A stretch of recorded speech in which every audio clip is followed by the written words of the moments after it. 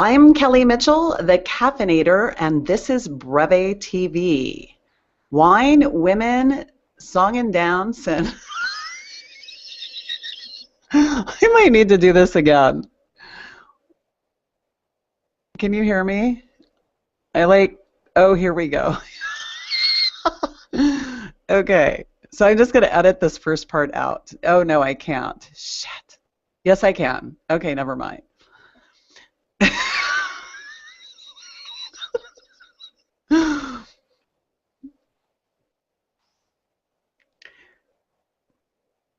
I'm Kelly Mitchell, and this is Breve TV Uncorked, Women on Wine, Business, and Evolution, sharing rich conversation to enlighten, challenge, and inspire the busiest people on Earth. Episode 82, How to Influence the Influencers. You know the drill. Connect your message with the most influential and bam, instant success, right? Perhaps on a blue moon occasion, but influencers can often be an incredible voice and an important part of your marketing if you know what you're doing. You can build value for influencers and connect with them in a way they find valuable, authentic, and meaningful. That connection can indeed be powerful. You also have to understand their motivations, why they do what they do, and create conversation that adds to what they're already doing. In this episode, we talk about how to influence the influencer through meaningful communication, win-win connections, and make this part of your strategy a winning formula. I'd love to welcome my partner in wine to the show, Deborah Trapin. Deborah, how are you? I am fabulous, Kel. How are you? Fantastic. I'm so excited to jump in on this one. We're beginning with a quote. Influencers care about their content and their readers, or they wouldn't be influential. If brands want to succeed with influencers, they have to first develop a relationship that is valuable for both sides. This is courtesy of Branderati, and the quote is from Jennifer Beaupre. What is in our glasses today? Deborah, how about you? What is in your glass? Well, of course, something red. Today I am drinking a 2010 Malbec. Malbec is actually one of my favorite go-to wines. When I don't really know the other wines on the menu, Malbec and I usually get along. So this is a 2010. It's from Novelty Hill. Right here, gorgeous tasting room in Woodinville. And you know what? This is an interesting Malbec in that it is very jammy. You would actually really love this. I know you've had like a love-hate with the Malbecs that we've tried together, but I think this is definitely one you'd love. And it's from Stillwater Creek Vineyard, which is one that Drew and I visited last year. And so it's kind of fun drinking the wine from the vineyard you actually saw the grapes growing on. Ooh, I love that. It's so much fun. So, and it's just gorgeous. I have it in my cute little redhead cup today, but it's really pretty. It's a really gorgeous wine shade. Wine shade. And you know what I forgot to do? I forgot to set our word for the show, and our word for the show is influence. Ooh, yay. Yes. So your wine sounds fantastic, and I am very open. I mean, with wine, it's very difficult for me to be closed about any of them. I will always try them, and so I'm open to the next Malbec experience with you. I know you're a great guide. So in my glass today, I have the Simi 2012 Cuvée 1876, and this, I've not actually tried it yet, so I'm going to tell you in just a moment what it tastes like. It's a teeny bit Riesling-ish, so it's very mild, it's a teeny bit buttery, very smooth, and a teeny bit on the sweet side, which I am not a big fan of. So I would say influence a lot, otherwise I'm not going to drink it. No, but it's very nice, it's very smooth, and I think it's great. It's sweet enough that I would probably do really good with apricots and blue cheese with this one. Yum. Oh, interesting. You Yes. know that couve, which is what cuvee is derived from, means vat or tank? Like, really? So How? this is it's a tank from 1876. Is that what we're saying here? Well, it's been kind of bastardized over the years, the actual, the use of it. But it's just one of those, random wine trivia things. I love it. I Cuvee means absolutely vat love or it. tank. Oh my goodness. Okay, well, let's like dig into this topic because I'm sure people are wondering like how the heck do I get these people who have lots of followers and they seem like everybody adores them to pay attention to me and my mission and what I'm doing. So I guess to break it down a little bit, we kind of want to talk about the foundation of not the foundation, I use that word too much, the landscape of the influencer, um, I guess of the influencers. What does the landscape look to influencers like? And I mean, in particular, if you're looking at breaking in, what do you need to do first? Well, I think the first thing is to define actually what an influencer is and who that is for you. Because really the influencer is the bridge between you, your story, and potential buyers. The influencer likely is a potential buyer as well, doesn't have to be, Right. but really getting very clear on who the influencers are, because there can be people who have great engaged communities, but couldn't care less about your product. And just because they have a large community doesn't mean they're right for you. So I think really finding people who complement your mission. So look at, what kind of client is your ideal client for your product or your service, and find other people who would service that same kind of person and find out who has influence inside that space. Does that make sense? It does, and I think I want to take that a little bit further because I'm thinking too. I mean, you want to think of who the influencers are from the standpoint of where they come from and how did they become an influencer, whether on a small scale or a grand scale. And I really think that there's a couple of attributes that they have that are common. I mean, one is that they're individuals, and part of the way that they got to where they are is that they were true to their own voices, and that they I guess that they demand some respect in a sense. Like they don't want people just coming up to them and throwing stuff at them, because there are people that do that to influencers everywhere and on all scales. So respecting them, their time and what they're doing, and then giving them something that is a little bit different. I mean, if you sell a number 2 pencil and you want an influencer to tweet about it and you've got a number 2 pencil, well, there better be something unique about that number 2 pencil. Otherwise, then what's the point, right? Yeah, like it never writes the wrong answer. I want one of those. Yeah, I think that there's so many layers to this conversation, and I think that you're talking about like the care and feeding and nurturing of influencers, which is so important. And so I think just treating them with respect is very important. Knowing who they are, matching them to your product, treating them well, figuring out how to find more like them should you need to grow it. I mean, this is such a fascinating conversation. The interesting thing is that I know you and I, we both on very different topics get asked to promote products or test something out, or hey, would you mind tweeting this for me? And I think we've had many conversations about, gosh, I've never heard of this person before, and all of a sudden they're asking me to tweet something. Or So they're asking you to do a demo or something like that, and it's like, I I guess where I hit the wall with some people is that they haven't taken the time in some situations in so much as to go to my website and find out what kind of conversations I have, listen to an episode, you know. So I think when people when people are approaching influencers, they need to know who that influencer is, what makes them tick, what interests they have, and make sure that there's parallels, right?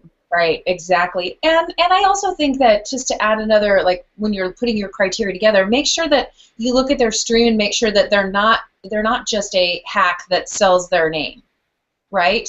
Because there are people that do that as well, who, sell their followers to the highest bidder, and then their stream becomes packed with advertisements selling X, Y, and Z. And although it might not be competitive products, I think your influential voice loses the oomph when you do too much of it. So being really selective. And again, I think that goes back to making sure that, do they have the same target demographic that you're seeking?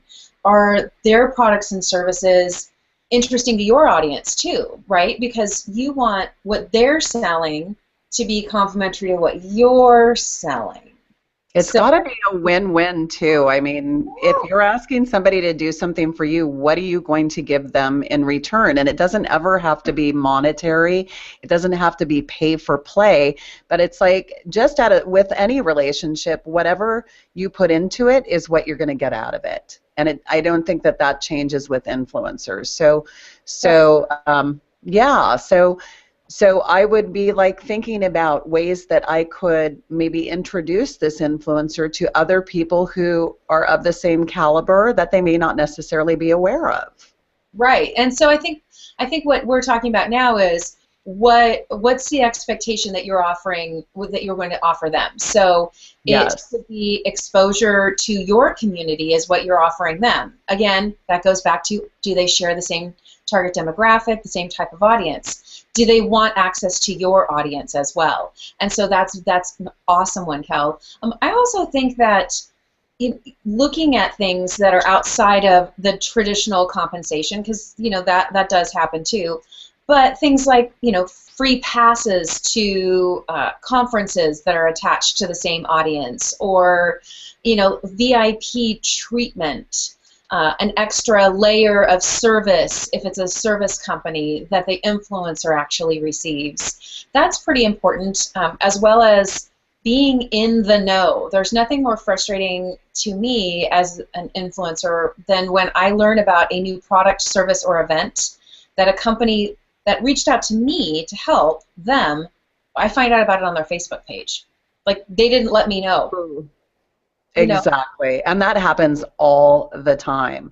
I think, too, that if you're reaching out to an influencer, I mean, we're so focused sometimes on getting our messages out, or making our quota as business people, doing the things that we need to do, that we look sometimes at influencers as one-time Charlies, and take benefit from something that we've engaged with them and asked them to do, and then walk away with that benefit, and then it's like they never heard of you.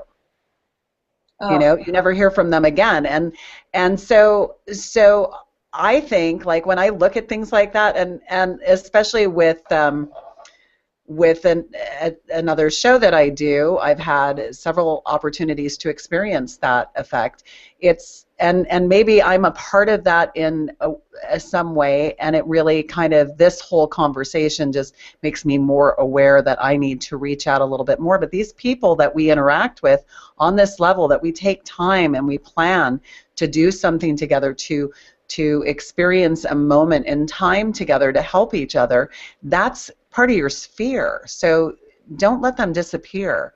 Don't let them go off your radar. Reach out periodically, even if it's only quarterly. If they've done something for you, ask them what you can do for them, or just find out what they're doing that's new. I mean, those relationships, I think, can be really valuable if we put the right energy back into them. Yep, I think that's another very, very key point, which is be in a relationship with them. Yes. Don't use them, connect with them.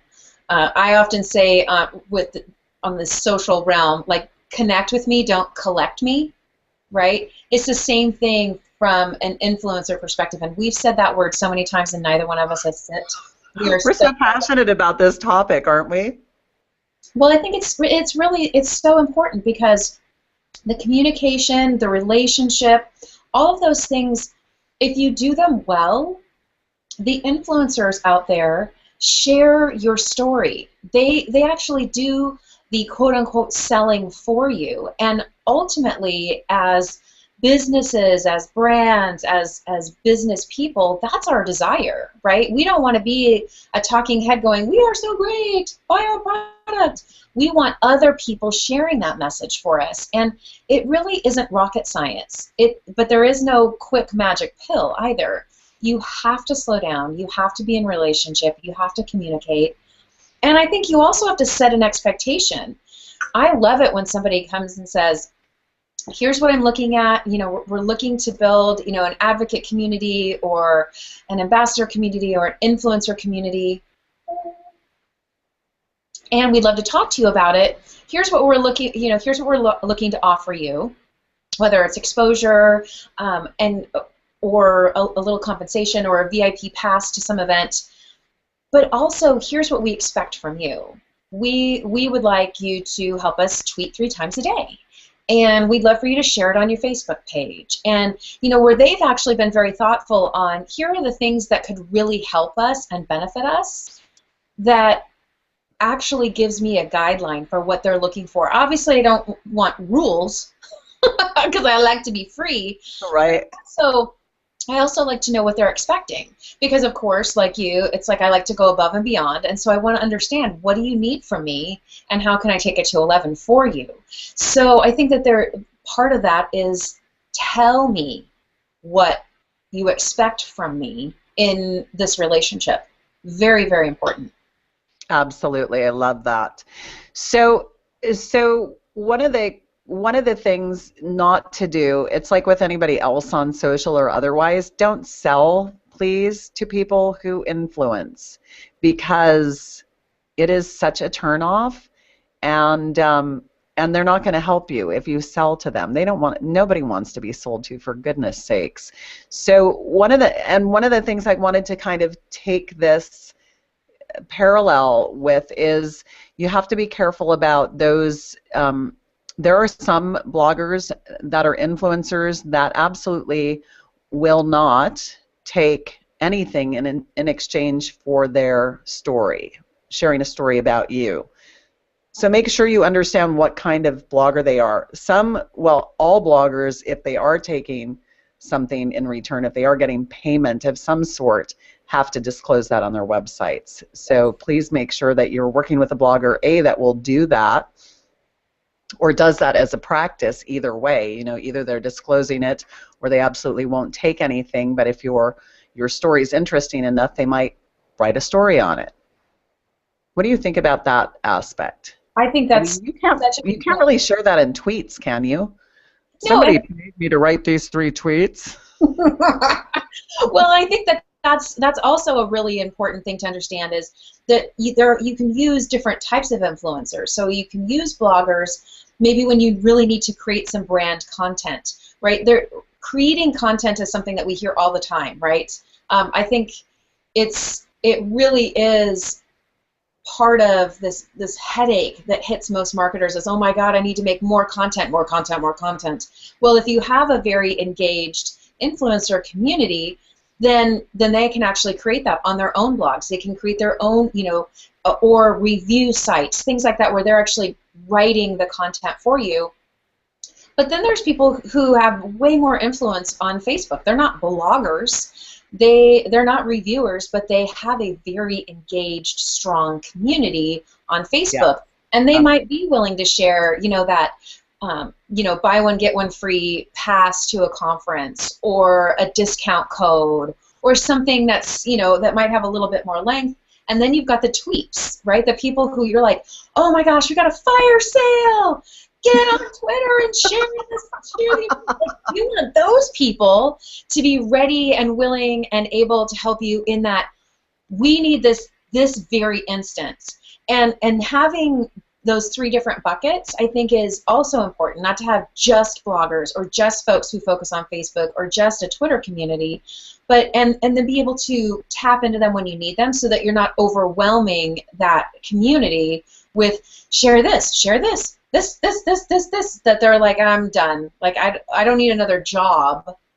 Oh my goodness. And when you hear the same message from the same people over and over, it's time to buy a Facebook ad. Yeah, you know what? What's really interesting about that is there's a couple of email lists that I'm part of, and they are clearly connected to one another. It's like an affiliate program of some sort that they've created, maybe a joint venture of some sort. And I almost get overwhelmed even by that when they're like, hey, this person's launching a school, or this person's launching a course, or this person is launching a webinar, and it's like 10 times a day I'm getting it because I'm actually part of all of their communities.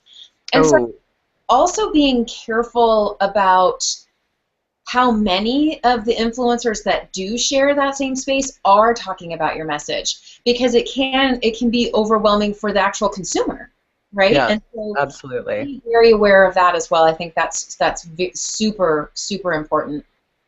And you don't want to turn people off. I mean, if there's too much going on. Well, and I think you can be aware of that by follow your influencers. Like, I mean, I know it sounds really freaking simple, but sign up on their email list, get their RSS feed for their blogs, follow them on Twitter, connect with them on Facebook, and on all these places you want them to be influencers for you, so that you can feel it just like your consumer will feel it. And that will help be your guide. Use your gut. Say, oh gosh, this feels overwhelming. I need to pull the brakes on a little bit of this. Be part of your story. Don't just let someone else take over for you. That's huge. I totally agree. And the thing is also, I think if influencers are going to take their time to share their message, make sure you're taking time to share their message, sharing your message, for God's sakes. Yeah, and how about just give them a little love even when it's not about you? Like, what a novel idea. I have, stepped away from a couple of programs where it was like all they wanted to do was get from me. They didn't want to give at all. I feel like I'm rapping right now. Give it all you got. Well, that's the whole thing about relationships. I mean, regardless of if it's an influencer, a friend, a business contact, it's very symbiotic. What you put into it is what you're going to get out of it. If they do something for you, if you want them to promote you or your company or your sale or whatever, and they do, what are you going to do for them? Like, are you sharing their messages? Are you making this a win-win, or is this a one-sided, one-time, wham, bam, thank you, sir, whatever? Well, and that goes to how many influencers do you have? Hello, I said influencer. Uh-oh. So I think that sometimes, like, there also may be layers of influencers inside your plan. You might have a very kind of an A+, like the hardcore champions, and those are the ones that we're talking about. If you've got a very large Facebook group with thousands of people who love your products, we're not talking about sharing all of their information and retweeting them. But the people who are part of this really tight core group that are helping you, you have to give back to them. It's morally right. You just have to take the time. You have to take the time to love on them and make their mission your mission as well, which goes right back to what we talked about at the beginning. Make sure your communities, your missions, your values, all those things that made you choose them are totally in alignment with yours, because then it feels good to share it with your community. Absolutely. When you get the novel-size book of things they want you to share, like that kind of drives me nuts. I want it to be make it simple for me to share it, for crying out loud. Write the stupid tweet for them. Write the stupid post as much as you can, and make it easy, right? Yeah, I don't mind. I like it when they kind of give me a draft. Yes, I always you can make it your own. my own sprinkles, my oodles, my sassy moxie stuff. I always do that for my community so that they know that it is from me.